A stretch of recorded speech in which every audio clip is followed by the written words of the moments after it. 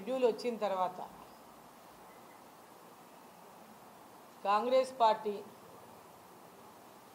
వాళ్ళ అభ్యర్థిని ప్రకటించిన తర్వాత ఈ జిల్లాలో ముఖ్యమంత్రి నిన్నటికి 5 సార్లు వచ్చిండు. ముఖ్యమంత్రి జిల్లాలో 5 సార్లు ప్రచారానికి వచ్చిండు. కొడంగల్లో బహిరంగ సభ, తర్వాత కార్యకర్తల సభ, నారాయణపేటలో సభ, మహబూబ్ నగర్లో ఇంతకుముందు బహిరంగ సభ, మళ్ళా నిన్న నామినేషన్కి వచ్చేసిండు. నిన్న కూడా మొన్న మా ర్యాలీని చూసి భయపడిపోయి వాళ్ళ పార్టీ అభ్యర్థి నిద్రపోకుండా మరి ముఖ్యమంత్రిని చేసిన నేపథ్యంలో ముఖ్యమంత్రి పరిగెత్తుకుంటా నిన్న పొద్దున మళ్ళీ నామినేషన్కి వచ్చిండు. మహబూబ్నగర్కి దాడి ముప్పేట దాడి చేస్తున్నారు. మొత్తం వచ్చి ముప్పేట దాడి రోజు అరుణమ్మ మీదనే, రోజు నోటికి వచ్చినటువంటి మాటలతో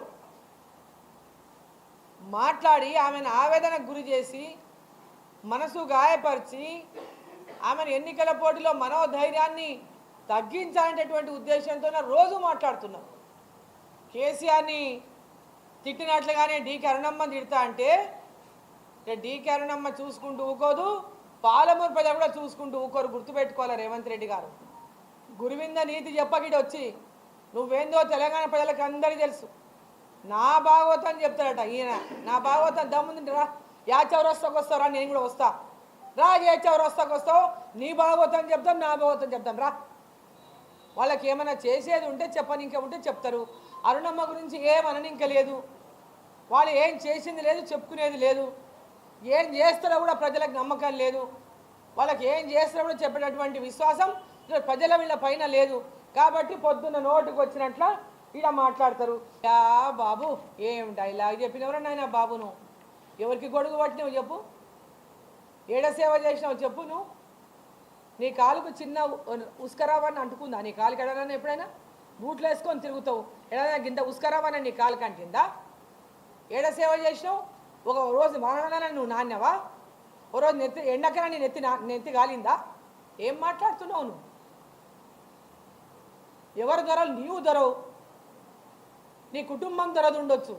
మా కుటుంబం రైతు కుటుంబం, ప్రజలకు సేవ చేసిన కుటుంబం, ప్రజల కోసం ప్రాణాలు ఇచ్చిన కుటుంబం. చిట్టం నర్సిరెడ్డి గురించి మాట్లాడే తాహత మీకున్నదా? అర్హత మీకున్నదా? అంటే మమ్మల్ని పండబెట్టి తొక్కుతానంట ఆయన. నన్ను పండబెట్టి తొక్కి ఆయన పార్లమెంటు గెలిపించుకుంటానంట వాళ్ళ అభ్యర్థిని. అంటే ఒక ముఖ్యమంత్రి మాట్లాడేటటువంటి మాటలేనా ఇవి? పండబెట్టి తొక్కుతావా నువ్వు? నన్ను పండబెట్టి తొక్కుతావరా? ఏడికి వస్తావో చూస్తా కానీ రా, తొక్కుదురా, వచ్చి తొక్కుదురా, ఏడా పండబెట్టి తొక్కుతావో చూస్తారా. పాలమూరు ఆడబిడ్డ, పాలమూరు ప్రజల కోసం అనేక పోరాటాలు చేసి పాలమూరులో సాగునీరు అందించి తాగునీరు అందించి ప్రతి గ్రామంలో అభివృద్ధిని చేసి కాలేజీలు, డిగ్రీ కాలేజీలు, జూనియర్ కాలేజీలు, మెడికల్ కాలేజీ ఇవన్నీ జిల్లాకు తీసుకొచ్చి జిల్లా ప్రజల యొక్క అభివృద్ధి కోసం పనిచేసినటువంటి డీకే అరుణమ్మను మళ్ళీ జిల్లా ప్రజలు పార్లమెంటు గెలిపించాలని, నరేంద్ర మోదీ గారిని గెలిపించాలని, నరేంద్ర మోదీ గారు ప్రధానమంత్రి కావాలని ఈరోజు ప్రజలంతా కోరుకుంటుంటే అది చూసి ఓర్వలేనటువంటి కాంగ్రెస్ పార్టీ నాయకులు నోటికి వచ్చినట్లలా మాట్లాడుతూ ఉంటే మీ పాలమూరు ఆడబిడ్డను మీరందరూ కూడా మీ కడుపులో పెట్టుకొని చూసుకోవాలని చెప్పి నేను కోరుతా ఉన్నా.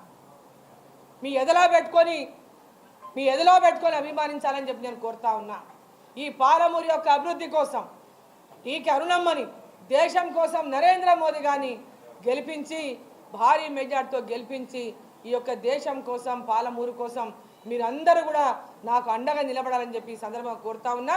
కాంగ్రెస్ పార్టీ వాళ్ళు మాట్లాడిన మాటలకు మరి ప్రతి ఒక్క ఆడబిడ్డ కూడా జవాబు చెప్పాల్సినటువంటి బుద్ధి చెప్పాల్సినటువంటి అవసరం ఉంది కాంగ్రెస్ పార్టీకని ఈ సందర్భంగా పాలమూరు ఆడబిడ్డలందరినీ నేను కోరుకుంటా ఉన్నా.